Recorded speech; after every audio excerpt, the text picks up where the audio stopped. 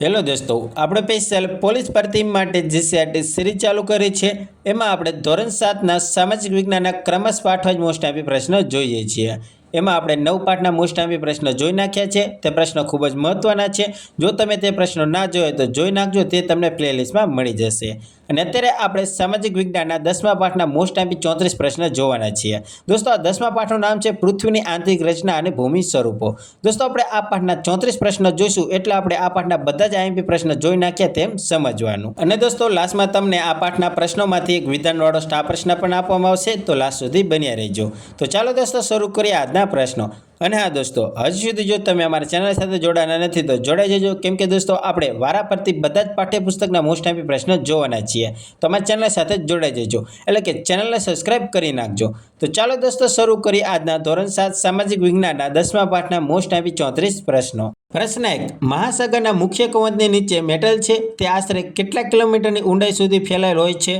તો દોસ્તો, આન્સર આવશે ઓપ્શન ડી, 2900 કિલોમીટરની ઊંડાઈ સુધી। મહાસાગરના મુખ્ય કવચની નીચે મેટલ છે તે આશરે 2900 કિલોમીટરની ઊંડાઈ સુધી ફેલાયેલ હોય છે। પ્રશ્ન 2, પૃથ્વીના કદનો કેટલો ભાગ ઘનપોપળો છે? તો દોસ્તો, આન્સર આવશે ઓપ્શન સી, 0.5% ભાગ। પૃથ્વીના કદનો 0.5% ભાગ ઘનપોપળો છે। દોસ્તો, આજના પાઠના પ્રશ્નો ખૂબ જ મહત્વના છે અને દરેક પરીક્ષામાં આ પાઠમાંથી એકાદો પ્રશ્ન તો નીકળે છે, એટલે યાદ રાખવાની કોશિશ કરજો। અને અડધા પ્રશ્નો તો એવા છે જો વિધાનમાં પૂછાય આપણને તો આપણે નથી આવડે એવા, એટલે યાદ રાખવાની કોશિશ કરજો। અને રિવિઝન પણ આ પ્રશ્નનો એકવાર ઝડપી વિડીયો જોઈને કરી લેજો। પ્રશ્ન 3, કુદરતી પરિબળો દ્વારા એકઠા થઈ નક્કર બની ખડકના સ્તર બનાવે છે તેને શું કહે છે?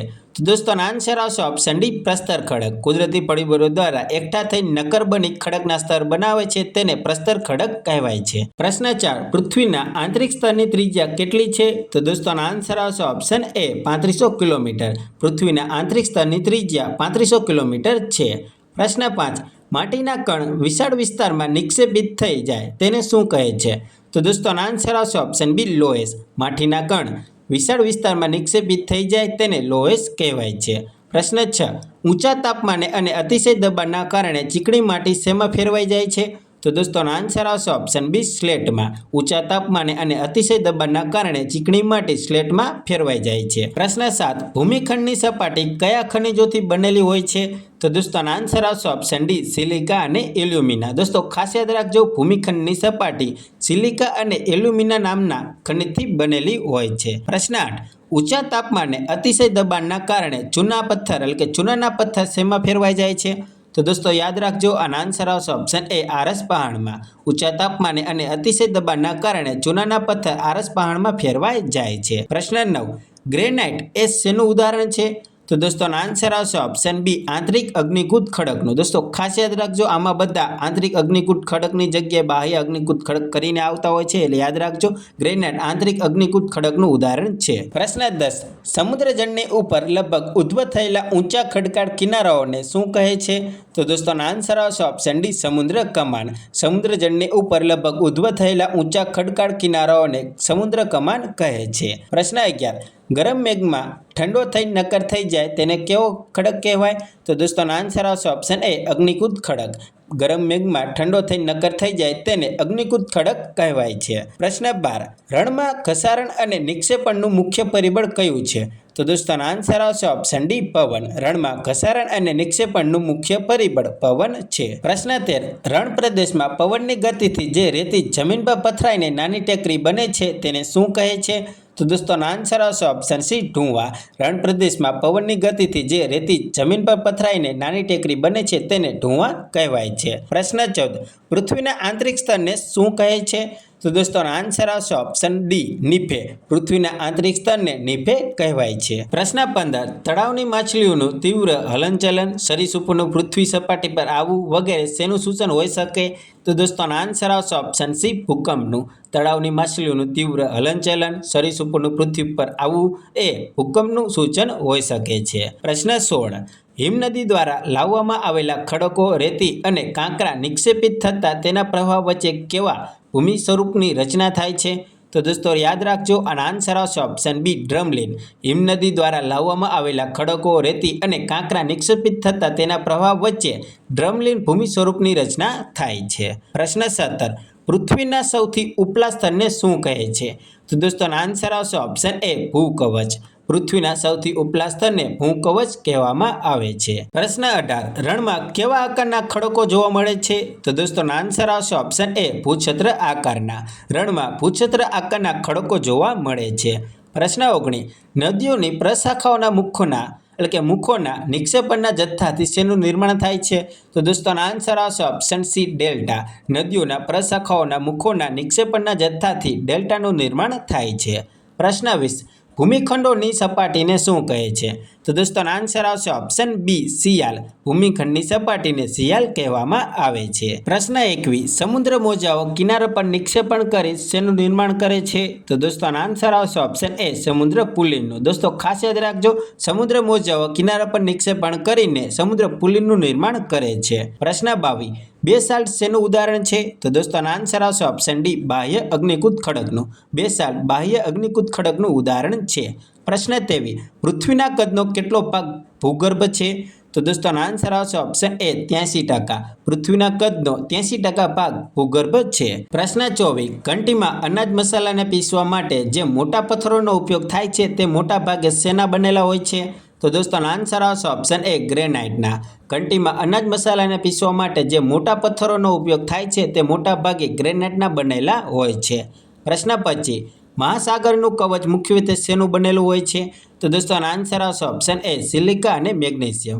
મહાસાગરનું કવચ મુખ્યત્વે સિલિકા અને મેગ્નેશિયમનું બનેલું હોય છે. પ્રશ્ન 26 હિમનદી ઘસારણ દ્વારા કેવા આકારની ખીણનું નિર્માણ કરે છે? તો દોસ્તો આન્સર આવશે ઓપ્શન સી યુ આકારની ખીણનું. હિમનદી ઘસારણ દ્વારા યુ આકારની ખીણનું નિર્માણ કરે છે. પ્રશ્ન 27 નદીના બંને કિનારે મોટા પ્રમાણમાં કાંપ અને માટીના નિક્ષેપણથી શું રચાય છે? તો દોસ્તો આન્સર આવશે ઓપ્શન ડી કુદરતી તટબંધ. નદીના બંને કિનારે મોટા પ્રમાણમાં કાંપ અને માટીના નિક્ષેપણથી કુદરતી તટબંધ રચાય છે. પ્રશ્ન 28 મહાસાગરના કવચને શું કહે છે? તો દોસ્તો આન્સર આવશે ઓપ્શન ડી સીમા. મહાસાગરના કવચને સીમા કહેવાય છે. પ્રશ્ન 29 ભૂકવચ ભૂમિખંડ પર આશરે કેટલા કિલોમીટર સુધી હોય છે? તો દોસ્તો આન્સર આવશે ઓપ્શન સી 35 કિલોમીટર સુધી.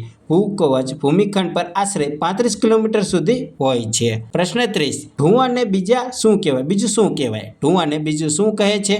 તો દોસ્તો આન્સર આવશે ઓપ્શન ડી બારખન. યાદ રાખજો દોસ્તો, ઢુંવાને બારખન કહેવાય છે. પ્રશ્ન 31 અગ્નિકૃત ખડક અને જળકૃત ખડક ઊંચા તાપમાને અને અતિશય દબાણના કારણે શેમાં ફેરવાઈ જાય છે? તો દોસ્તો આન્સર આવશે ઓપ્શન સી રૂપાંતરિત ખડકમાં. અગ્નિકૃત ખડક અને જળકૃત ખડક ઊંચા તાપમાને અને અતિશય દબાણના કારણે રૂપાંતરિત ખડકમાં ફેરવાઈ જાય છે. પ્રશ્ન 32 પૃથ્વીનું આંતરિક સ્તર શેનું બનેલું છે? તો દોસ્તો આન્સર આવશે ઓપ્શન સી નિકલ અને ફેરસનું. પૃથ્વીનું આંતરિક સ્તર નિકલ અને ફેરસનું બનેલું હોય છે. પ્રશ્ન 33 પૃથ્વીની ત્રિજ્યા કેટલા કિલોમીટર છે? તો દોસ્તો આન્સર આવશે ઓપ્શન સી 6371 કિલોમીટર. પૃથ્વીની ત્રિજ્યા 6371 કિલોમીટર છે. પ્રશ્ન 34 મોટા લોએસ નિક્ષેપ ક્યાં જોવા મળે છે? તો દોસ્તો આન્સર આવશે ઓપ્શન એ ચીનમાં. મોટા લોએસ નિક્ષેપ જે ચીનમાં જોવા મળે છે. દોસ્તો અત્યારે આપણે ધોરણ 7 સામાજિક વિજ્ઞાનના 10મા પાઠના મોસ્ટ આઈમ્પી 34 પ્રશ્નો પૂરા કરીએ છીએ. હવે આ 34 પ્રશ્નોમાંથી એક વિધાનવાળો સ્ટાર પ્રશ્ન તમને આપવામાં આવશે અને એનો જવાબ તમારે જાતે કે કમેન્ટમાં જણાવવાનો છે. કેમ કે દોસ્તો આપણે આગળ જે 34 પ્રશ્નો જોયા તેમાંથી જ આ સ્ટાર પ્રશ્ન બનાવવામાં આવ્યો છે, એટલે જાતે કમેન્ટમાં દેવાની કોશિશ કરજો. તો દોસ્તો સ્ટાર પ્રશ્ન છે નીચેનામાંથી અયોગ્ય વિધાનો જણાવો. તો દોસ્તો 4 વિધાન આપ્યા છે, તેમાંથી આપણે અયોગ્ય વિધાન જણાવવાના છે. તો દોસ્તો પહેલું વિધાન છે પૃથ્વીના આંતરિક સ્તરની ત્રિજ્યા 6371 કિલોમીટર છે. બીજું વિધાન છે મહાસાગરનું કવચ મુખ્યત્વે સિલિકા અને એલ્યુમિનાનું બનેલું છે. ત્રીજું વિધાન છે પૃથ્વીના સૌથી ઉપલા સ્તરને ભૂસ્તર કહેવાય છે. અને ચોથું વિધાન છે ભૂમિખંડની સપાટીને સીમા કહે છે. તો દોસ્તો આ 4 વિધાન આપે છે, તેમાંથી આપણે અયોગ્ય વિધાન જણાવવાનું છે. તો ઓપ્શન છે એ બીજું અને ત્રીજું વિધાન અયોગ્ય છે. ઓપ્શન બી પહેલું અને ચોથું વિધાન અયોગ્ય છે. ઓપ્શન સી બીજું, ત્રીજું અને ચોથું વિધાન અયોગ્ય છે. કે ઓપ્શન ડી આપેલ તમામ વિધાન અયોગ્ય છે. તો દોસ્તો આનો આન્સર તમારે કમેન્ટમાં જણાવવાનો છે. અને હવે દોસ્તો આપણે જે લાસ્ટ વિડીયોમાં એટલે કે 9મા પાઠના પ્રશ્નો જોયા ત્યારે તમને વિધાનવાળો સ્ટાર પ્રશ્ન આપ્યો હતો, તેનો અત્યારે આપણે રાઈટ આન્સર જોઈશું. તો દોસ્તો તે પ્રશ્ન હતો નીચેનામાંથી યોગ્ય વિધાન જણાવો. તો દોસ્તો 4 ઓપ્શન ઓપ્શન આપ્યા હતા તેમાંથી તમારે યોગ્ય વિધાન જણાવવાનું હતું. તો દોસ્તોનો રાઈટ આન્સર આવશે ઓપ્શન સી, પ્રથમ પેશવા બાલાજી વિશ્વનાથ હતા. એટલે કે ઓપ્શન સી સાચો એટલે કે યોગ્ય વિધાન છે. ઓપ્શન એ બી ડી ખોટા છે. તો દોસ્તો તે સાચા વિધાન આપણે જોઈ લેવી તો પ્લાસીનું યુદ્ધ ઈસવીસન 1757માં થયું હતું.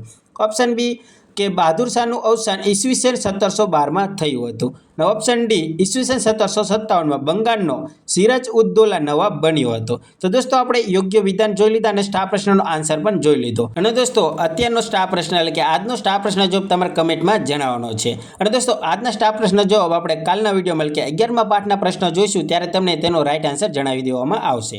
અને દોસ્તો આવા જ પાઠ્યપુસ્તકના પ્રશ્નો મેળવવા માટે એક પાઠના પ્રશ્નો મેળવવા માટે અમારી ચેનલ સાથે જોડાઈ જજો એટલે કે ચેનલને સબસ્ક્રાઇબ કરી નાખજો. અને દોસ્તો તમારા થોડા સપોર્ટની જરૂર છે. ચેનલ પર વ્યૂ સાવ ડાઉન છે એટલે તમારા દોસ્તોમાં પણ શેર કરજો અને લાઈક પણ કરી દેજો. ચાલો દોસ્તો મળીએ બીજા વિડીયોમાં. જય હિન્દ, જય ભારત.